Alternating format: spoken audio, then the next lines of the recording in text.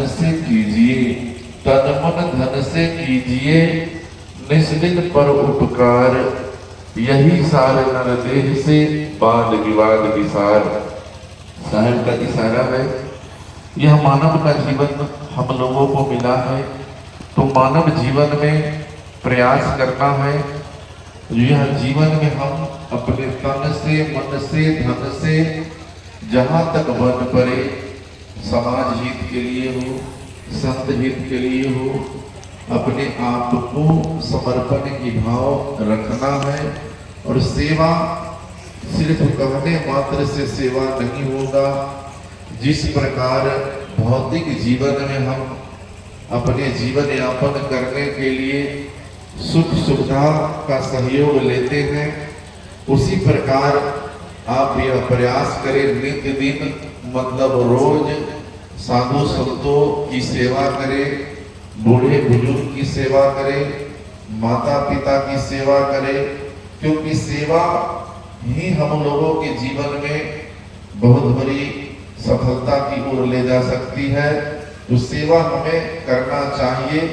सेवा सिर्फ कहने मात्र से सेवा नहीं होगा, सेवा को हमें अपने रहनी वृत्ति में उतारना होगा, अपने परिवार में सेवा शब्द का उपयोग करना होगा, तब हम लोगों के जीवन में समर्पण की भावना आ सकता है। जो संत गुरुजन के द्वारा आप लोग सुनते हैं, यह तन विष की बेलरी गुरु अमृत की खान, शीश दियो जो गुरु मिला तो भी सस्ता जान। तो अगर गुरु का ज्ञान, गुरु का शब्द, संत गुरुजनों का सानिध्य अगर आपने पूरे विषय विकार को छोड़ करके समर्पण की भावना आपके अंदर नहीं होगा, तब तक आप अपने जीवन में संत गुरुजनों की वाणी समाहित नहीं हो पाएगा और आपके जीवन का अज्ञानता समाप्त नहीं हो पाएगा। तो अपने जीवन की अज्ञानता को समाप्त करना चाहते हैं तो अपने जीवन के विकारों को समाप्त करें, अपने जीवन के तमाम विकृति को समाप्त करके सेवा में हमें जो है लीन हो जाना है। और संभव तब तक है जब तक इस शरीर के अंदर बोलने वाला आत्मा है। इस शरीर से अगर आत्मा निकल जाए तो न आप सत्संग कर सकते हैं, न सेवा कर सकते हैं, न कोई रिद्धि सिद्धि प्राप्त कर सकते हैं, न कोई कर्मकांड कर सकते हैं। किसी भी बिंदु पे आप जो है शरीर से आत्मा निकलने के बाद नहीं कर सकते हैं। तो ये हमें अपने जीवन में प्रयास करना है। जो बोलने वाला सत्ता आपके अंदर आत्मा में है, आप प्रयास करें अपने जीवन के तमाम उलझनों से मुक्त होकर के, वाद विवाद रहित होकर के आप संत गुरुजनों के सानिध्य में अपने आप को समर्पित करें। और सत्संग हमारे जीवन का बहुमूल्य शब्द है। सत्संग से ही हमारे समाज का बदलाव हो सकता है, हमारे परिवार का बदलाव हो सकता है, हमारे देश का बदलाव हो सकता है। लेकिन हम और आप यह मनुष्य जीवन में जितना भौतिक जगत में अपने आप को नेह नाता लगा के रखते हैं, अपने हित मित से प्रेम भाव रखते हैं, अगर थोड़ा सा हम इस जीवन को मोड़ दे अध्यात्म की ओर और अध्यात्म को भी अपने जीवन का एक आधार मान ले, एक अंग मान ले, तो हमारा जीवन सफल हो जाएगा। किसी नीतिकारों ने कहा है, केवल गेहूं से भूख मिट सकती नहीं, गुलाब पे नजर टिक सकती नहीं, इंसान को जीवन जीने के लिए एक चक्का से गाड़ी चल सकती नहीं। तो अपने जीवन में प्रयास करना है, जितना भौतिक सुख सुविधा की जरूरत है उससे कहीं ज्यादा आपके जीवन में अध्यात्म की जरूरत है, सत्य भोजन का सानिध्य जरूरी है और अच्छे संस्कारी व्यक्ति महापुरुष का संगत का जरूरी है। क्योंकि संगत से ही हमें अपने जीवन में अपने कर्म के अनुकूल महापुरुष की उपाधि पा सकते हैं, अपने ईश्वर की उपाधि पा सकते हैं, आदर सम्मान को प्राप्त कर सकते हैं। अगर हमारा संगत अच्छा है तो, अगर संगत हमारा कमजोर है तो आप अपने मनुष्य जीवन समझ लीजिए आपका जीवन बेकार चला जाएगा, आपके जीवन में अंधकार फैल जाएगा। तो प्रकाश लाना है तो हमेशा अपने आप को हर बिंदु पे, हर पहलू पे ध्यान देना है, निरख परख करके अपने जीवन को व्यतीत करना है, जीव हिंसा से बचना है, झूठ प्रपंच से बचना है, छल छुद्र से बचना है। क्योंकि अगर आपने इससे अगर नहीं बचा तो समझ लीजिए आपका जीवन व्यर्थ बेकार चला जाएगा।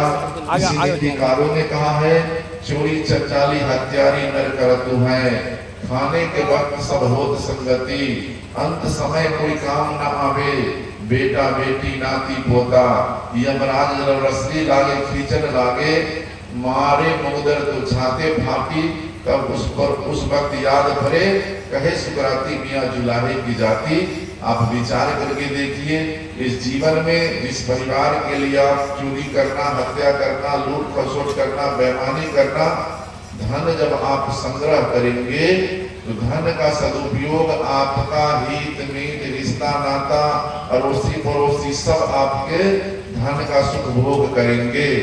लेकिन जब कहीं जेल जाने का समय आएगा, कर्म का फल भोगने का समय आएगा, शरीर में पीड़ा कष्ट होगा, तो उस वक्त आपका जितने भी धन का जो सुख भोग किए हैं वह उस कर्म में भागी नहीं बनेंगे। वह कर्म का फल आपको ही भोगना पड़ेगा, आपके जीवन में ही दुख दर्द को सहना पड़ेगा। तो आप प्रयास करें, वैसे कर्म से हमें बचना है, वैसे ज्ञान से बचना है जो हमारे जीवन में कष्ट हो, पीड़ा हो, हमारा जीवन अंधकार की ओर चला जाए। और प्रयास रहे जो हम अपने आप में मनुष्य का शरीर धारण करने से आप मात्र मनुष्य नहीं है। क्योंकि मनुष्य जब तक अपने कर्म को, अपने विचार को, अपने स्वभाव को, अपने रहन सहन को, अपने खान पान को, अपने विचार में अगर बदलाव नहीं है और मनुष्य जैसा आपने कर्म नहीं कर पाया तो मनुष्य मात्र से आप मनुष्य नहीं है। मनुष्य का शरीर पा करके इसके अंदर देवता स्वरूप भी व्यक्ति अपने कर्म से बन सकता है, और यही मनुष्य में अपने कर्म के द्वारा जो है राक्षस की उपाधि पा सकता है, दानव की उपाधि पा सकता है। तो ये आप पर निर्भर करता है। जो हम मनुष्य जीवन मिला है तो हम एक बार अगर मनुष्य बन गए तो हमारा जीवन सफल हो पाएगा। क्योंकि यह जीवन आपको दोबारा मिलने वाला नहीं है। संत गुरुजन कहते हैं, 100 बरस गुरु भक्ति करे, एक दिन पूजे आन, सो अपराधी आत्मा परे 84 खान। जो व्यक्ति अपने आप को गुरुमुख हो गया और गुरु की वाणी पे अगर नहीं चल पा रहा है, गुरु शब्द से विपरीत जा रहा है, सदगुरु कबीर के दर्शन से वह तमाम उलझन में फंस रहा है, अंधविश्वास में जा रहा है, तो समझ लीजिए वह व्यक्ति के जीवन में 84 में जाना, 84 में भ्रमना, 84 में दुख पाना ये तय है। तो हमें संत गुरुजन के सानिध्य में जो उपदेश दिया जाता है, जो हमें गुरु की पूजा करना चाहिए, तो हम कबीर पंथ के लिए, कबीर पंथियों के लिए मानव पूजा से बढ़कर के, गुरु पूजा से बढ़कर के कोई पूजा नहीं है। लेकिन हम लोग करते क्या है, जितना हमें संत गुरुजन के शब्द पे विश्वास नहीं है, उनके बताए हुए मार्ग पे विश्वास नहीं है, उससे ज्यादा हम लोगों के जीवन में अंधविश्वास भरा हुआ है। हम लोगों के जीवन में झाड़ फूक जादू टोना भरा हुआ है, भ्रांति भरा हुआ है। तो जब तक हमारे जीवन का भ्रांति समाप्त नहीं होगा, हमारा रास्ता अगर एक नहीं बन पाएगा, दिशा हमारा एक नहीं हो पाएगा, तब तक हमारे जीवन का जो है अंधकार समाप्त नहीं होगा। तो दिशा को बदलना है, जीवन जीने का तरीका को बदलना है और भ्रांति को अपने जीवन से निकालना है। संत गुरुजन के द्वारा हम लोग सुनते हैं, तमाम भ्रांति, झाड़ फूक, भूत प्रेत से हम अपने आप को बचाने की जरूरत है। लेकिन हम अज्ञानवश वही भूत प्रेत भ्रांति में फंस जाते हैं। जो संत गुरुजन कहते हैं, यंत्र मंत्र सब झूठ है, मत भर में जब कोई, सारे शब्द जाने बिना कागा हंस न होई। जब तक आपके जीवन में संत गुरुजन के द्वारा जो सार शब्द का बोध किया जाता है, सार शब्द से परिचय कराया जाता है, संत गुरुजन के द्वारा निर्णायक वाणी आपको दिया जाता है, जब तक आप अपने आप में निर्णय नहीं करेंगे तब तक आपका कल्याण होने वाला नहीं है। हम लोगों को प्रयास करने की जरूरत है। जो मनुष्य जीवन को अगर अच्छा बनाना है, सुंदर बनाना है, तो कर्म को अच्छा करने की जरूरत है। संत भूजन कहते हैं, कर्म तेरा अच्छा है तो किस्मत तेरी दासी है, मन तेरा साफ है तो घर में मथुरा काशी है। अगर कर्म आपका अच्छा है तो समाज में भी आपको सम्मान मिलेगा, समाज के व्यक्ति भी आपको सहयोग करेंगे, संत गुरुजन भी आपको सहयोग करेंगे, आपका धर्म भी आपका सहयोग करेगा, क्योंकि कर्म आपका अच्छा है। किस्मत भी आपका सहयोग देगा। अगर कर्म आपका अच्छा नहीं है तो सत्संग करा लीजिए, भंडारा करा लीजिए, तीर्थ व्रत में आप जा करके दान पुण्य कर लीजिए, जितने भी आप आडंबर को बटोर लीजिए, इससे आपका सुधार नहीं होगा जब तक आपका कर्म अच्छा नहीं है। और ये तमाम आपको तीर्थ व्रत भटकने से आपका कल्याण होने वाला नहीं है। काशी मथुरा वृंदावन जाने से भी आपके जीवन में सुधार नहीं होगा। सुधार आपके जीवन में तभी होगा जब आप ज्ञान अर्जन करेंगे। जिस प्रकार भौतिक ज्ञान को अर्जन करने के लिए अपने बच्चे को हम लोग देश विदेश भेजते हैं, विद्यालय विश्वविद्यालय यूनिवर्सिटी में भौतिक ज्ञान की उपलब्धि होती है, उसी प्रकार अगर अपने जीवन में अध्यात्म की अगर उपलब्धि को लाना है, अध्यात्म जीवन में आपको जुड़ना है, तो कहीं ना कहीं आपको सदगुरु कबीर का दर्शन को जानना पड़ेगा, संत गुरुजन के सानिध्य में बैठना पड़ेगा और उनके विचारों को सुन करके आपको जीवन में धारण करना पड़ेगा। आज हम लोग त्रिदिवसीय सत्संग में आपने अपना बहुमूल्य समय दिया है। यह समय आपके लिए बहुत ही मायने रखता है। अपना दूर दूर से आप लोगों ने बहुत सारा कष्ट सह करके इस सत्संग स्थल तक पहुंचा है। अगर इस सत्संग से अगर आपने अपने जीवन को बदलाव नहीं कर पाया, आप अपने जीवन में सुधार नहीं कर पाया, और जितने भी कुबुद्धि है, दुर्विचार है, जितने भी दोष है, वह सब संत गुरुजन के सानिध्य में छोड़ करके और संत गुरुजन के द्वारा जो आपको सद्ज्ञान दिया जाता है, सद्विचार दिया जाता है, अच्छे मार्ग दिया जाता है, जीवन जीने का तरीका को बतलाया जाता है, उसको हमें जीवन में धारण करने की जरूरत है। आज हम लोग देखते हैं सदगुरु कबीर का इशारा है, जो हम मानव के अंदर ही परमात्मा को खोजना है, ये पानी पत्थर पहाड़ के अंदर नहीं खोजना है।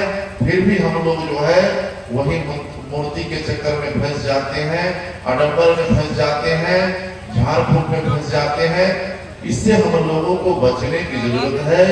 सदगुरु कबीर का इशारा है, हम मानव के लिए पूजा वही है जो आत्मा की पूजा करना। जिस दिन से हम प्रारंभ करते, समझ लीजिए हमारे जीवन में सत्संग होना प्रारंभ हो गया, हमारे जीवन में सुधार हो गया, हमारे जीवन जीने का तमाम तरीका यही है जो हम आत्मा की पूजा करना प्रारंभ कर देंगे। अगर आप पानी पत्थर पहाड़ में आपका जीवन फंसा हुआ है तो समझ लीजिए आपका कल्याण होने वाला नहीं है। जरा पूछते पूछते हमारा पीढ़ी दर पीढ़ी बीत गया, लेकिन आज तक किसी को परमात्मा की प्राप्ति नहीं हुई।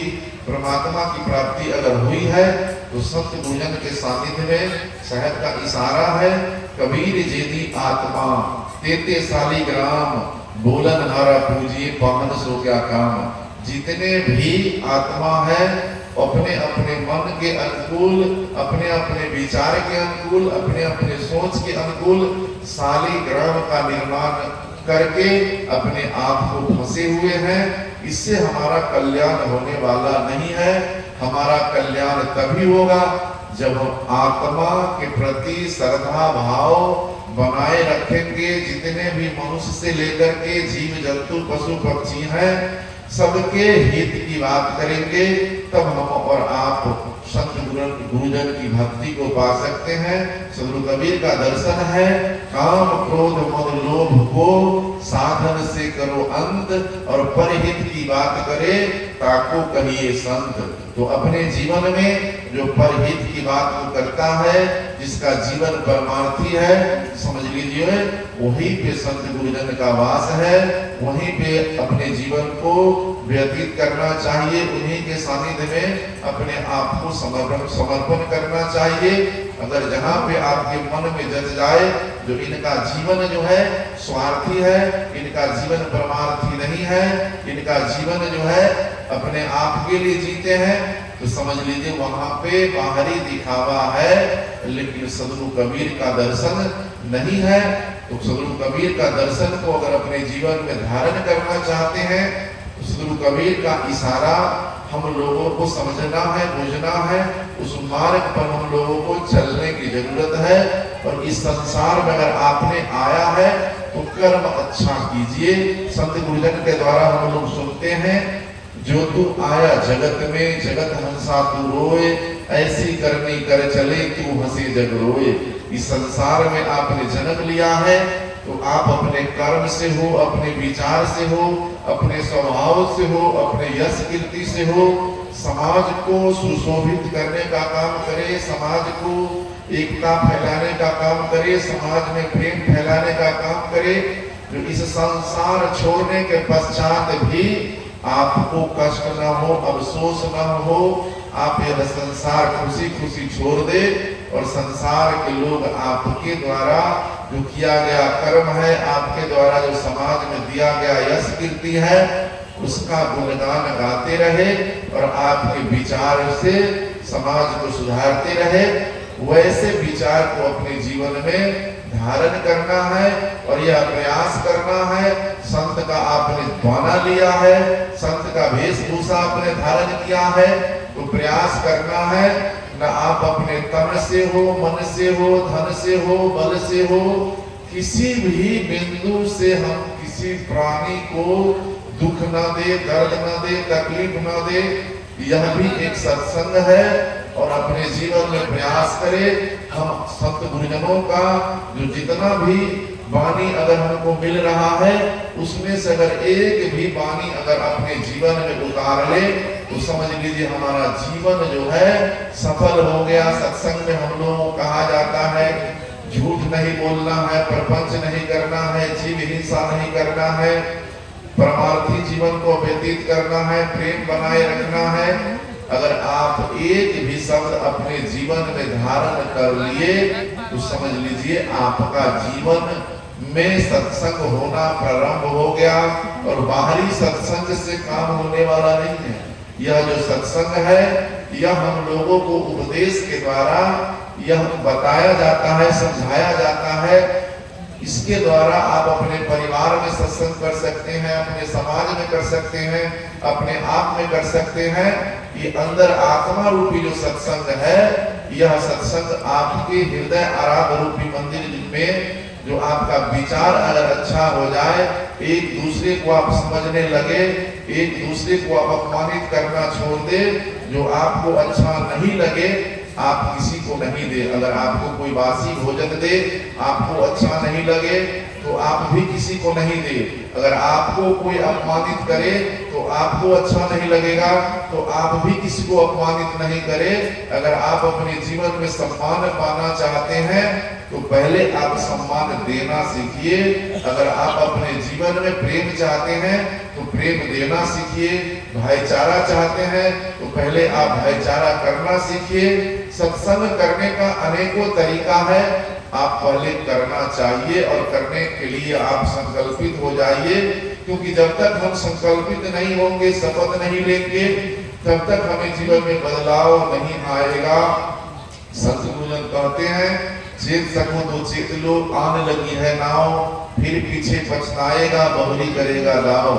आज आपके समाज में आपके तीर्थ स्थान हम लोगों के लिए सत्संग ही है।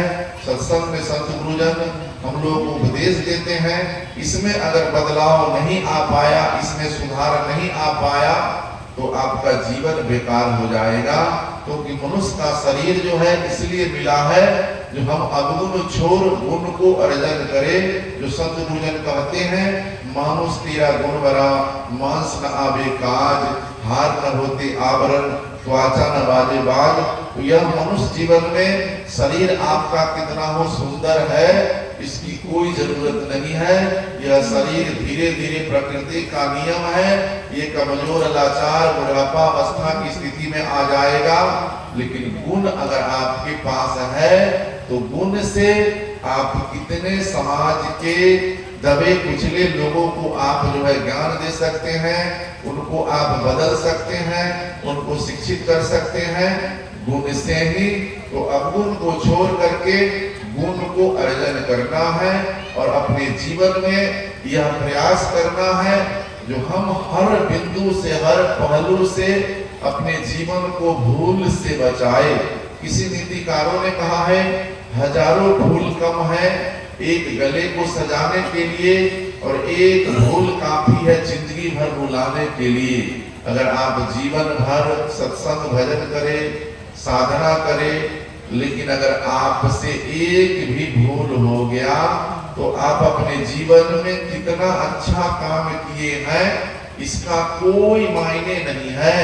लेकिन जो आपने भूल किया है वह आगे आकर के रख दिया जाएगा। तो प्रयास करना है भूल से बचे और अपने हर बिंदु पे विचार करे। संत गुरुजन कहते हैं, करहु विचार याते सब दुख जाई। जो व्यक्ति अपने जीवन में विचार पूर्वक चलेगा, निरख परख के चलेगा, हो सकता है वह व्यक्ति के जीवन का दुख से निवारण हो सकता है, उसका जीवन सुखमय हो सकता है, उसके जीवन में शांति आ सकता है जब हम और आप विचार करके चलेंगे। और विचार तभी करेंगे जब हम सत्संग करना प्रारंभ कर देंगे। जो संत गुरुजन कहते हैं, करिए नित सत्संग को बाधा सकल मिटाए। जो व्यक्ति दिन रात मिला के 24 घंटा होता है, 24 घंटा में जितना भी हम लोग कार्य करते हैं उसमें से अगर हम और आप अपने लिए 10 मिनट निकाल लिए और यह तय कर ले जो हमसे कहां कहां दिन रात मिला के 24 घंटा में भूल हुआ है, अगर उसको आपने सुधार कर लिया तो यह भी एक सत्संग है। सत्संग में आने का मतलब होता है जो आपके आहार व्यवहार में परिवर्तन हो जाना, आपके जीवन जीने का जो तरीका है उसमें बदलाव आ जाना, तो समझ लीजिए सत्संग आपके जीवन में हो रहा है। और सत्संग में आने के बाद सिर्फ मात्र आपका शरीर ही सत्संग में बैठा हुआ है, मन आपका चारों दिशा में घूम रहा है, शब्द पर आप ध्यान नहीं दे रहे हैं, तो एक जन्म को कौन कहता है? आप कई जन्म तक सत्संग में बैठते रहे, सारा उम्र आपका बीत जाए, लेकिन सत्संग से आप प्रभावित नहीं हो पाएंगे, सत्संग से आपके जीवन में सुधार नहीं हो पाएगा। सत्संग हम लोगों को हमेशा शांति की बात कही जाती है, समता की बात कही जाती है, शीतलता बनने के लिए कहा जाता है।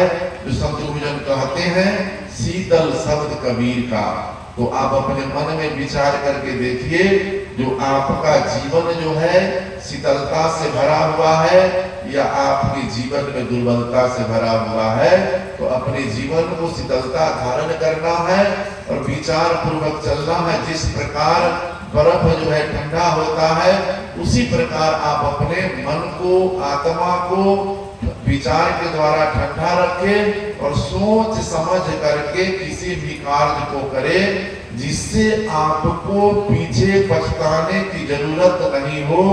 संत गुरुजन कहते हैं आगे न आए पीछे पछताए, मानव का ये भूल है, जैसी करनी वैसी भरनी, दुनिया का वसूल है। तो अगर हम और आप विचार पूर्वक नहीं चलेंगे, तो अगर आपसे भूल हो गया, आप किसी को अपशब्द भाषा का प्रयोग कर दिए, कटुवाणी का प्रयोग आपने कर दिया, तो पीछे अगर आप वापस करना चाहेंगे तो वापस नहीं हो पाएगा, आपको अफसोस करना पड़ेगा, पछताना पड़ेगा। तो प्रयास हमें करना है जो हम किसी तरह से किसी भी प्राणी को कष्ट ना दे। जो संत गुरुजन कहते हैं ऐसी वाणी बोलिए मन का आपा खोए, औरन को शीतल करे आपहु शीतल होए। तो ऐसे शब्द का प्रयोग करना है जिससे आपको भी प्रिय लगे और सुनने वाले को भी प्रिय लगे, वैसे शब्द का प्रयोग करना है और प्रयास करना है जहां से हमें समाज में हो, संत गुरुजन के सानिध्य में हो, जहां से आपका अज्ञानता समाप्त हो जाए, जहां से आपके जीवन का भूल मिट जाए, वैसे संत गुरुजन के सानिध्य में बैठ करके आप संत गुरुजन की वाणी को सुनना है और सुन करके आप अपने जीवन में धारण करना है। सिर्फ आप 4 वेद, 6 शास्त्र, 18 पुराण, बाइबल, गीता, जितने भी धर्म ग्रंथ की विचारों को आप जानते हैं, और विचार जब तक आप समाज में प्रयोग नहीं करते हैं, परिवार में प्रयोग नहीं करते हैं, तो ज्ञान का कोई महत्व नहीं है। जिस प्रकार संत गुरुजन कहते हैं, धन आपके पास है, धन का अगर उपयोग नहीं है तो धन का कोई महत्व नहीं है। ज्ञान है, ज्ञान आपके पास है, लेकिन ज्ञान का उपयोग नहीं है तो ज्ञान किसी काम का नहीं है। उसी प्रकार हम लोगों को यह प्रयास करना है जो हम जहां तक बन पड़े मनुष्य बने, क्योंकि मनुष्य एक ऐसा प्राणी है जो रोते हुए जन्म लेता है, शिकायत करते हुए जीता है और पछताते हुए मर जाता है। जब हम और आप मनुष्य एक ऐसा प्राणी है, जब बच्चा जन्म लेता है नहीं रोता है तो उसको रुलाया जाता है। उसके बाद हमें भौतिक ज्ञान होने के पश्चात बुद्धि विवेक होता है, तो हम लोग करते क्या है, एक दूसरे का निंदा शिकायत करना, समाज को तोड़ने का काम करना, समाज में विकृति फैलाने का काम करना, और अंतोगत का होता क्या है, जो हमें पछताना पड़ता है, जो हमारा मनुष्य जीवन बेकार हो गया। जो संत गुरुजन भी कहते हैं, अवसर बहुत भलो रे भाई, मानुष जन्म देव है दुर्लभ भाई। आपके लिए अवसर बहुत अच्छा है जो आपने मनुष्य का जीवन पाया है। इस जीवन को पाना, इस शरीर को पाना देवता के लिए भी दुर्लभ है, लेकिन आपने मनुष्य का जीवन पाके भी आप जो है इसको व्यर्थ गंवा रहे हैं। यह शरीर जब हम लोगों को मिला है परमात्मा के द्वारा, तो हम लोगों ने इस संसार में एग्रीमेंट करके आया है, जो इस संसार में जब हम आएंगे तो भक्ति करेंगे, भजन करेंगे, सत्संग करेंगे, अपने जीवन को परमार्थी बनाएंगे। लेकिन इस संसार में आने के बाद, इसके यहाँ का सुख सुविधा देखने के बाद, ये चमकता हुआ चेहरा देखने के बाद, चमकता हुआ संसार देखने के बाद, इसी में हम और आप भूल चुके हैं यह संसार में ही सुख सुविधा है, लेकिन इस संसार में कुछ नहीं है। जो आपको मिला है सब यही छूट जाएगा, सिर्फ रहेगा आपके द्वारा जो किया गया कर्म और धर्म। तो आपका कर्म कैसा है और आपका धर्म कैसा है, ये आप पर निर्भर करता है। जो कर्म आपने किस प्रकार किया है और धर्म आपने कैसा समाज को दिया है, आपने धार्मिक कार्य किया है कि नहीं किया है, सत्संग भजन किया है कि नहीं किया है, ये आपका मन बताएगा। क्योंकि शरीर से हम और आप संत हैं, लेकिन अंदर आत्मा से कितना % संत है, आपके अंदर संत का विचार है, रहनी वृत्ति है, ये आपको ही पता होगा। बाहरी से हम लोग सब सत्संगी है, लेकिन भाव से, भक्ति से, प्रेम से, विनम्रता से, श्रद्धा से कितना % आप संत है, ये आपको ही पता होगा। तो हमें अपने जीवन में प्रयास करना है, भूल से बचना है। किसी नीतिकारों ने कहा है, जिसमें कोई भूल नहीं भगवान उसे हम कहते हैं, भूल करे पर माने नहीं शैतान उसे हम कहते हैं, घट घट में चेतन वास करे राम उसे हम कहते हैं, दिन दुखियों पर दया करे धनवान उसे हम कहते हैं, राग द्वेष से मुक्त रहे मुक्तवान उसे हम कहते हैं, माता पिता गुरु की सेवा करे संतान उसे हम कहते हैं। और जहां संतों की सत्संग मिले चारों धाम उसी को कहते हैं, चारों धाम उसी को कहते हैं। तो जिस जगह पे हम लोग बैठे हुए हैं, जिस जगह पे हम लोग बैठे हुए हैं, हम कबीर पंथ के लिए, कबीर पंथियों के लिए कोई तीर्थ व्रत नहीं है गंगा स्नान करना। हम लोगों का सत्संग ही चारों धाम है। इसमें हमारा जीवन सफल होगा, इसमें हमारे जीवन के तमाम अज्ञानता समाप्त होगा, और हमें जीवन में ज्ञान होगा तो प्रयास करना है। अगर धन हो तो दीन दुखियों पर दया करना है। अगर आप वास्तविक में जिस माता पिता ने जन्म दिया है, पोष पाल के बड़ा किया है, धर्म है उनकी सेवा करना, उनके सिवा कोई देव न आना। जो माता पिता है उसके सिवा इस दुनिया में हमारे लिए कोई देवी देवता नहीं है। जिस माता पिता ने हमारे लिए जमीन को अर्जन किया, इतना बड़ा शरीर दिया, पढ़ा लिखा करके डॉक्टर, कलेक्टर, इंजीनियर बनाया, वह माता पिता को अगर आप दुखी करके आप चाहे जो हम खुश हो जाए, संभव नहीं है। तो माता पिता की सेवा करना चाहिए और उनके जरूरतों को ख्याल रखना चाहिए, उनके सुख सुविधाओं को ख्याल रखना चाहिए। इससे बड़ा इस दुनिया में कोई धर्म नहीं है, इससे बड़ा इस दुनिया में कोई सत्संग नहीं है। और हमेशा प्रयास करना चाहिए जो हम अपने मनुष्य जीवन को मनुष्य बनाए और अपने आप में प्रयास करना है। जो सदगुरु कबीर के दर्शन को अपनाना है। साहब का इशारा है, कब सभी कल्पना त्याग कर साधु सेवा थान, धर्म शास्त्र निज नाम ले, निश्चय मुक्ति निदान।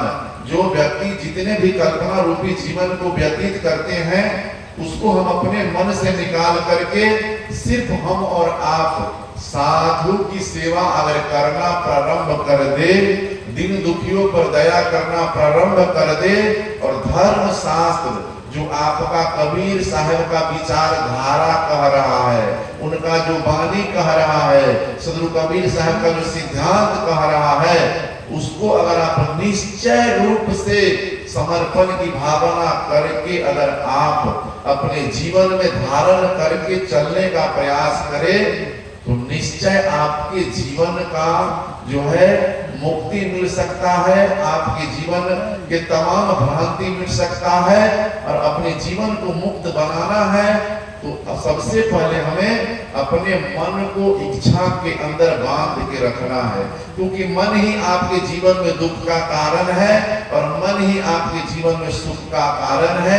सदगुरु कबीर का दर्शन है, जो मन को जीत लिया तासे बड़ा न कोई, कोटि यज्ञ 68 तीर्थ दर्शन से फल होए। जिन महापुरुषों ने अपने मन को जीत लिया, उनको जीतने के लिए इस संसार में कुछ नहीं बचा है। अगर वैसे गुरु का दर्शन हो जाए, वैसे महापुरुष का आप संगत कर ले, तो जो फल आपको कोटि यज्ञ करने में 68 तीर्थ में प्राप्त नहीं होगा, वह फल वह संत के दर्शन से आपको प्राप्त होगा। तो ये आप पर निर्भर करता है, आपके विचार पर निर्भर करता है, और हमें अपने जीवन में प्रयास करना है। और सदगुरु कबीर का दर्शन है, देख कबीरा दंग रह गया, मिला न मन का मीत, अब मंदिर मस्जिद के चक्कर में खत्म हो गई प्रीत। ये तमाम मजहब के चक्कर में, पंथ पंथाई के चक्कर में ना फंस के हम अपने आप को प्रेम बनाए रखना है, क्योंकि प्रेम के बिना न परिवार चलने वाला है, न समाज चलने वाला है, न देश चलने वाला है। तो प्रेम बनाए रखना है, एकता बनाए रखना है, इसी में हमारा सदगति होगा, इसी में हमारा कल्याण होगा। इतना ही शब्दों के साथ मैं अपनी वाणी को विराम देता हूँ। बोलिए सदगुरु कबीर साहेब की जय। बहुत सुंदर विचार पूज्य साहब जी के श्रवण किए। साहब जी कह रहे थे, तन से सेवा कीजिए, मन से भले विचार, धन से धर्म कीजिए, मिटे दुख अपार। जो हमें मिला है उसका उपयोग करना चाहिए। कहा, तन से सेवा कीजिए, जहाँ तक बन सके हमें अपने जीवन में सेवा की भावना रखनी चाहिए। आज हम आप सब में सेवा की अभाव है, एक दूसरे के मोहताज बने रह जाते हैं, देखते रह जाते हैं, एक दूसरे के सहयोग में हम अपना हाथ बटा नहीं पाते हैं। इसलिए किसी संतों ने कहा, पग पवित्र तीरथ गमनम कर पवित्र कछदान, और मुख पवित्र तब होत है जब भजे गुरु का नाम। आइए हम पूज्य साहब जी के श्रवण कर रहे थे, तन से सेवा कीजिए।